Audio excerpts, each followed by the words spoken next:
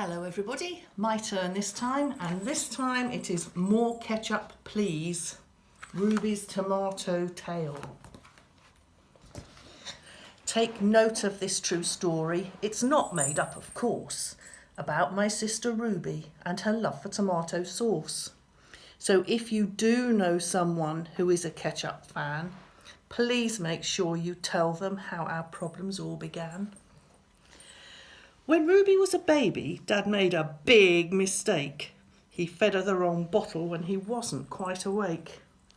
From that day on, it all went wrong, and nothing passed her lip without a generous topping of Ruby's favourite dip. She splodged ketchup on her baby food, and ketchup on her toast, ketchup on her buttered bread, and on her porridge oats. But when the bottle emptied and no more could be squeezed, Ruby screamed and yelled out loud, "I want more ketchup, please!" As Ruby started growing up, one bottle didn't last. Our little local corner shop was running out too fast. That's £685.50 altogether, please. Dad went to supermarkets and emptied all the shelves, and staff were filling trolleys like busy little elves. Meanwhile at home, she glugged ketchup on her boiled egg and even in her soup. Ketchup on her ice cream too, that poured out with a gloop. But when the bottle emptied and no more could be squeezed, Ruby screamed and screamed again, "I want more ketchup, please!" To keep our Ruby quiet and avoid her piercing shriek, my dad would shop for ketchup maybe 18 times a week. Wednesday, Friday, Thursday. I suggested to my mum, let's make ketchup of our own. So we made our back garden a tomato growing zone.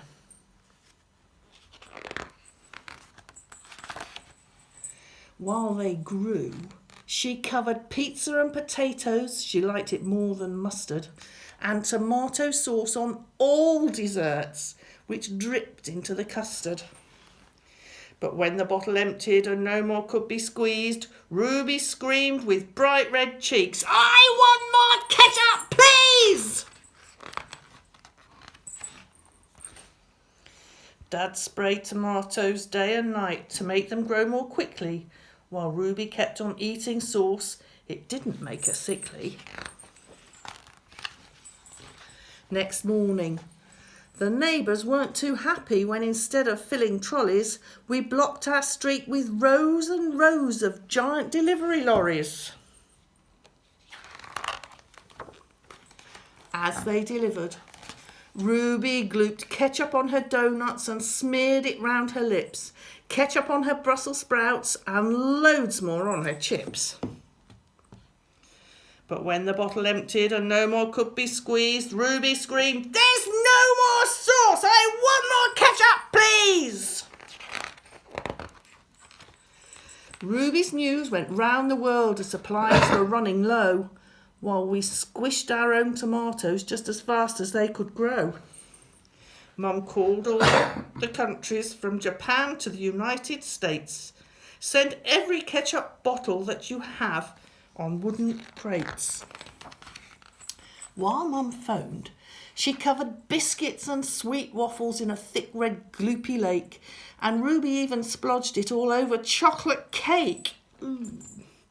But when the bottle emptied and no more could be squeezed, Ruby screamed, "We're running out! I want more ketchup, please!"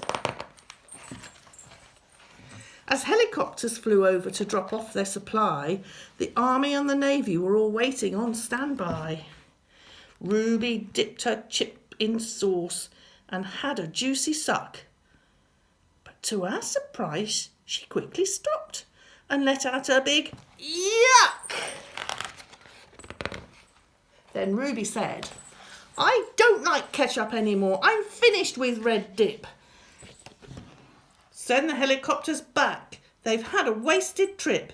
Tomato sauce is history. It's time to try new ways. From now on, Mum, I'll have my food with creamy mayonnaise. The end. Good night, everybody. Sleep well.